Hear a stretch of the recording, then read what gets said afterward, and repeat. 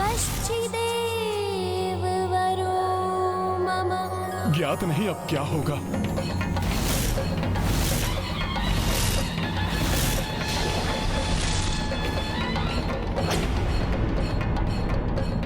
भैया कुश, अपने वन में ढोल नगाड़े कौन बजा रहा है? ढोल नगाड़े की ध्वनि से वन के जीव विचलित हो उठते हैं। यही नहीं, इन्हें इतना भी ज्ञात नहीं कि आश्रम और पाठशाला के निकट शोर उत्पन्न करने वाली ध्वनि बजाना अनुचित है।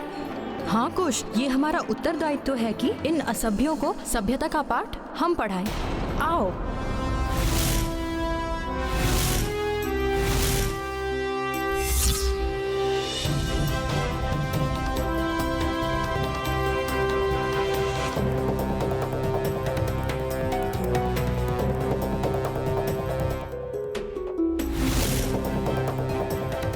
ये दोनों क्यों जा रहे हैं उस ओर? आश्रम अब निकट ही है। माता सीता और दोनों बालकों को कोई देख न ले। उन बालकों को तो आभास भी नहीं होगा कि उनका सामना किनसे होने वाला है।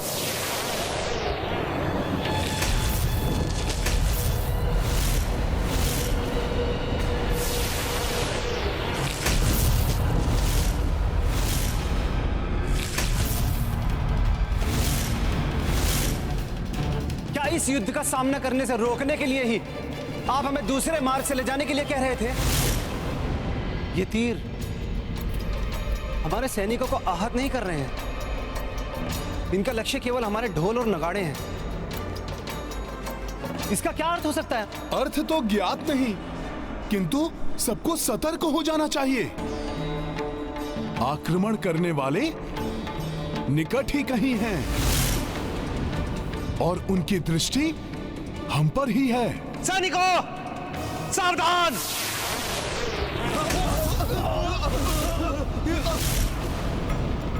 आक्रमणकारियों, छिपकर आक्रमण करना विरोचित नहीं है। साहस है तो सामने आकर वार करो।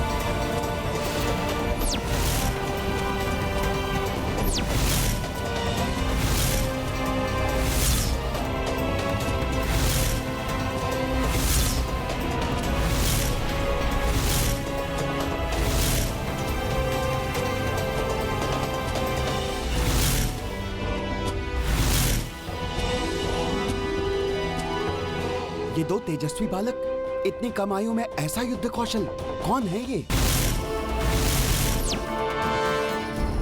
प्रतीत हो रहा है ये लवकुश ही हैं। भैया, इनके वस्त्र, रथ और ध्वज बता रहे हैं कि ये किसी बड़े राज्य की सेना है। बड़े राज्य के होकर भी इन्हें इतना भी बोध नहीं कि शोर मचाने से वन की शांति भंग होती है। अबोध बालकों की भांति शोर कर रहे हैं। सावधान! सत्य वचन, हम आपको सावधान करने ही आए हैं। जहाँ जाना है जाइए, किंतु शांति से। तीव्र ध्वनियों से वन की शांति ना भंग करे। वन्य प्राणी इससे विचलित हो उठते हैं। इसलिए बिना ध्वनि उत्पन्न किए हुए जाइए यहाँ से, अन्यथा। ये लवकुश ही हैं। ऐसा तेज, ऐसी दृढ़ता रघुवंशियों में ही हो सकती है। इनकी छवि प्रभु श्री राम एवं माता के सम्मिलित रूप की झलक ये लवकुश ही हैं। बालको, इस उम्र में इतना अभिमान ठीक नहीं है। तुम दोनों सेना के महत्वपूर्ण अभियान में बाधा उत्पन्न कर रहे हो। हम कोई बाधा नहीं पहुंचा रहे हैं। शांति से निकल जाइए। बिना ध्वनि उत्पन्न किए हुए हमें कोई आपत्ति नहीं होगी, अन्यथा हम आगे नहीं जाने देंगे। बालक, तुम बहुत हठी हो। मुझे तुम्हें मार्ग से हटाना होगा। तो हम भी विवश हैं।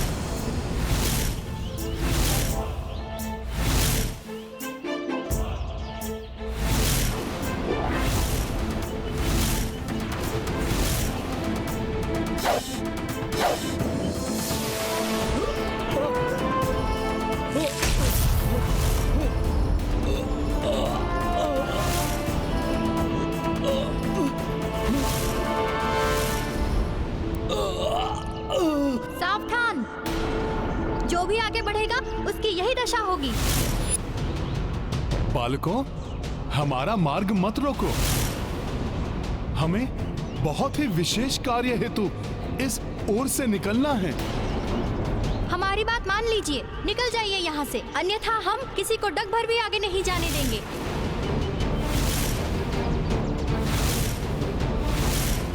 बालकों, ये उचित आचरण नहीं है, उद्दंडता है ये। हम उदंडता नहीं कर रहे हैं, आप हमारी बात मान नहीं रहे हैं, इसलिए अब आप इसे चुनौती समझिए। ये उद्दंडी अमर्यादित बालक मर्यादा पुरुषोत्तम श्री राम के पुत्र लवकुश हो ही नहीं सकते। इन्हें राम काज में बाधा नहीं बनने दूंगा मैं। यदि ये सत्य में ही श्री राम की सेना है तो कहीं लवकुश कोई भूल ना कर बैठे और हमारा सत्य सबके सामने ना आ जाए।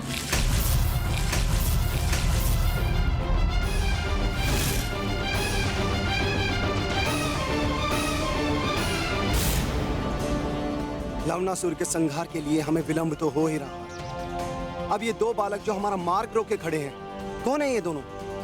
ये उद्दंडी लवकुश हो ही नहीं सकते, सर्वथा अनुचित है इन बालकों का प्रभु श्री राम की सेना को रोकना। जो हमने कहा वो करिए, अन्यथा आपकी भी वही दशा होगी जो आपकी सेनापति कालजीत की हुई।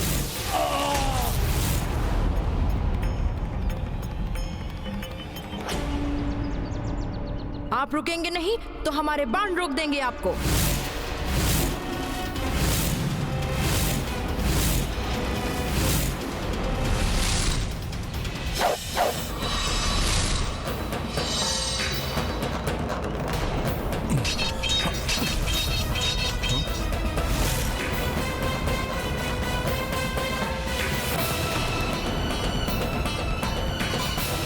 इन बालकों का इतना तो साहस।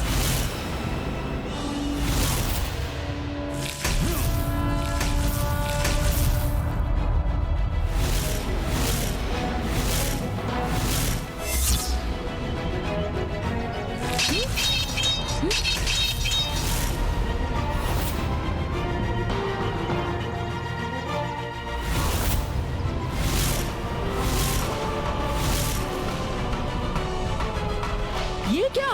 इन्होंने तो हमारे बाण को ही उल्टा कर दिया। उनसे हमें ही घेर लिया।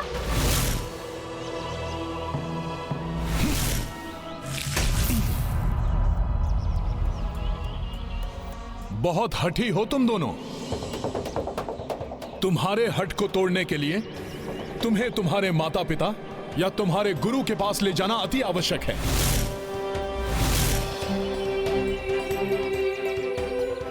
रुक जाइए। मुझे ज्ञात हो गया है ये बालक कौन है और हमें इनके साथ क्या करना चाहिए।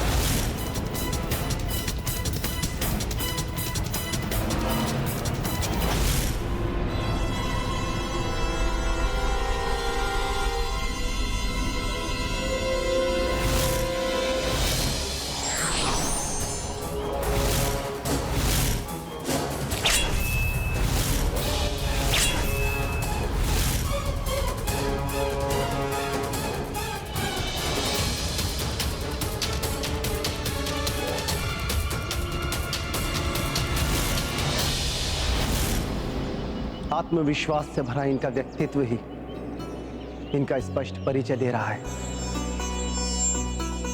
पूर्ण विश्वास है कि ये दोनों एक महान ऋषि के पराक्रमी शिष्य हैं। ये उचित ही कह रहे हैं। हमारे द्वारा उत्पन्न की जाने वाली ध्वनि कदाचित इनकी शिक्षा और इस वन में रहने वाले ऋषि मुनियों की योग साधना में बाधक बन रही होगी।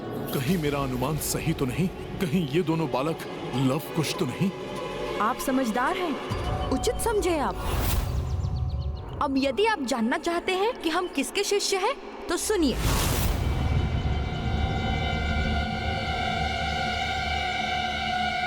हम महर्षि वाल्मीकि जी के शिष्य हैं।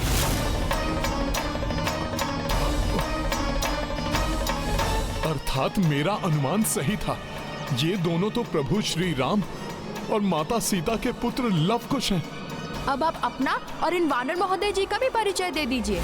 नहीं, अब इन्हें मैं अपना परिचय नहीं दे सकता। यदि मैंने भैया शत्रुघ्न से कुछ ना कहा तो वो इन्हें बता देंगे। मुझे इसके लिए कुछ सोचना ही होगा। पुत्र, ये मथुरा के राजा हैं और हम इनके नेतृत्व में एवं अयोध्या नरेश राजा राम के एक विशेष अभियान पर निकले हैं। वही श्री राम जिनकी कथा गुरुदेव हमें कंठस्थ करा रहे हैं। हमें क्षमा कर दीजिए, हम प्रभु श्री राम के कार्य में बाधक बने। बहुत बड़ी भूल हो गई हमसे। हम दंड स्वरूप उठक बैठक करने के लिए भी प्रस्तुत हैं। अरे नहीं नहीं, इस सब की आवश्यकता नहीं है। मैं तो अति प्रसन्न हूं कि आपके गुरुदेव श्री राम की कथा आपको सुना रहे हैं। गुरुदेव ने तो संपूर्ण रामायण की रचना कर दी है, 24 सहस्त्र श्लोक की। वे राम भक्तों से मिलकर अत्यंत प्रसन्न होंगे। आप लोग आश्रम आइए ना। तुमने मेरा आदेश नहीं सुना हनुमान, जाओ यहाँ से और लौट कर कभी मत आना। नहीं, शत्रुघ्न भैया महर्षि वाल्मीकि जी के आश्रम गए तो वहां उनकी माता सीता से भेंट हो जाएगी। भैया शत्रुघ्न समझ जाएंगे ये दोनों प्रभु श्री राम के ही पुत्र हैं। ये समाचार प्रभु श्री राम तक भी पहुंच जाएगा। मुझे भैया शत्रुघ्न को आश्रम जाने से रोकना ही होगा। नहीं नहीं, जब तक राम काज अधूरा है हम अपने मार्ग से नहीं हिल सकते। आप लोग तनिक भी समय नहीं निकाल सकते? कितने महान तपस्वी और ऋषि हैं महर्षि वाल्मीकि, और उनका आश्रम भी निकट ही है। हमें सर्वप्रथम उनके पास जाकर उनका आशीर्वाद लेना चाहिए, उसके बाद ही आगे बढ़ना चाहिए। यदि हम आश्रम गए तो हमारा सत्य इन बालकों के समक्ष उजागर हो जाएगा और भैया शत्रुघ्न भी वहां माता सीता को देखकर समझ जाएंगे कि ये दोनों बालक और कोई नहीं प्रभु श्री राम के ही पुत्र हैं। बाहर क्या हुआ होगा? मेरे पुत्रों ने कुछ किया तो नहीं? गुरुदेव, गुरुदेव, देखिए हम किन्हें साथ लाए हैं।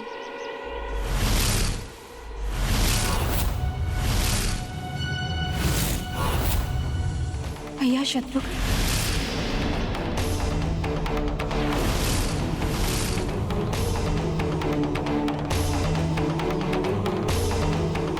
कहीं हनुमान ने सब कुछ बता तो नहीं दिया? नहीं नहीं, मेरा पुत्र हनुमान अपना वचन कभी नहीं तोड़ेगा।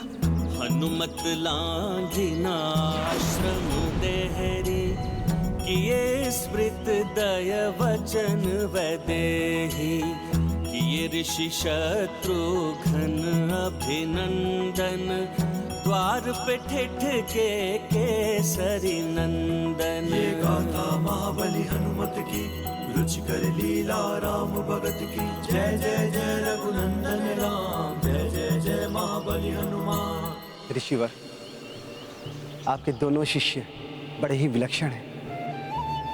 सूर्यवंशियों जैसे गुण हैं इनमें। कैसी विडंबना है ये कि मैं इन्हें ये भी नहीं बता सकती कि ये इनके ही भ्राताश्री के पुत्र हैं। यदि प्रभु का माता से वियोग ना हुआ होता तो कदाचित रघुकुल के राजपुत्र भी ऐसे ही होते। ये तो अच्छा ही है कि भैया शत्रुघ्न को कुछ ज्ञात नहीं।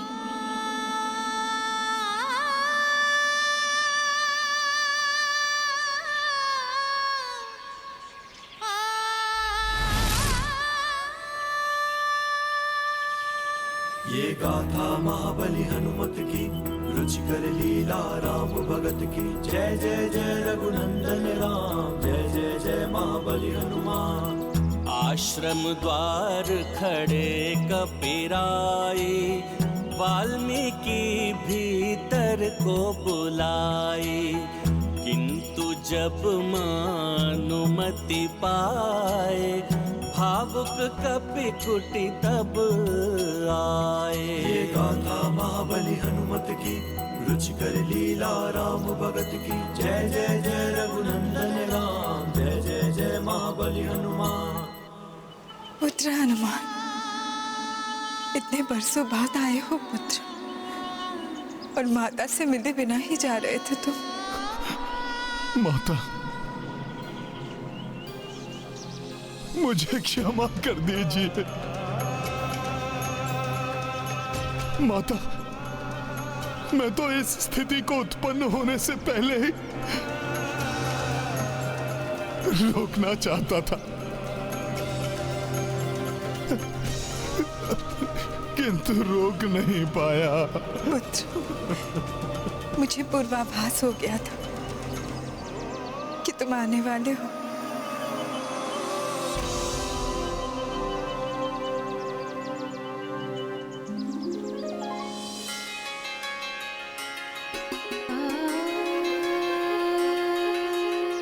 ये देखो पुत्र, मैंने तुम्हारे लिए वो फल चुने हैं जो तुम्हें सर्वाधिक प्रिय है।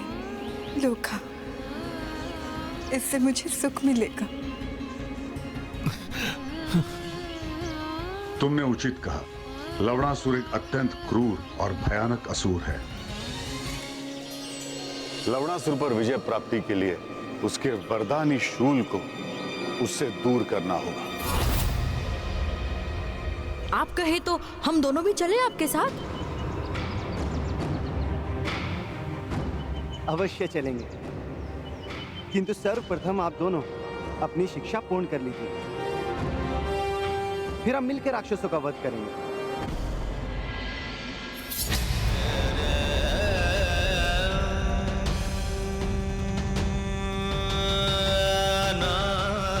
पुत्र हनुमान, वो कैसे हैं? मेरे स्वामी, उनके बारे में बताओ ना। माता, आपके साथ के बिना प्रभु कैसे हो सकते हैं?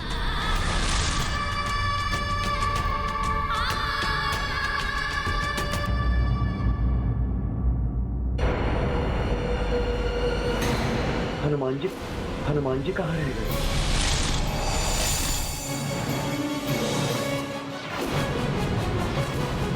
यदि शत्रुघ्न भैया ने माता को देख लिया तो अनर्थ हो जाएगा।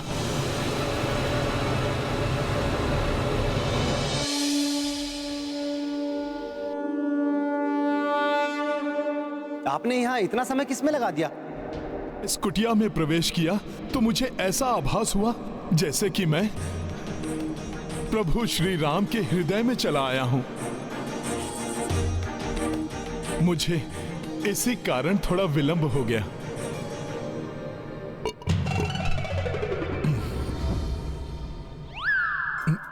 अब मैं समझा आपके विलंब का कारण। वो तो प्रभु का प्रसाद समझकर मैंने ग्रहण। कोई बात नहीं, कोई बात नहीं। अब पूजा और प्रसाद से तृप्त हो गए ना, तो अब चले। आप ही कह रहे थे ना कि रामकाज में विलंब नहीं होना चाहिए। माता का आशीर्वाद लिए बिना उनका ये पुत्र भला कैसे जा सकता है?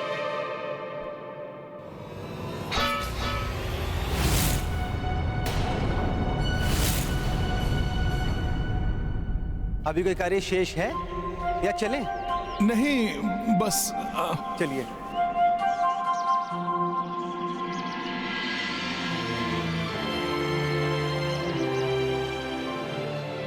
हनुमान पुत्र, मुझसे मिलने अवश्य आना। हाँ माता।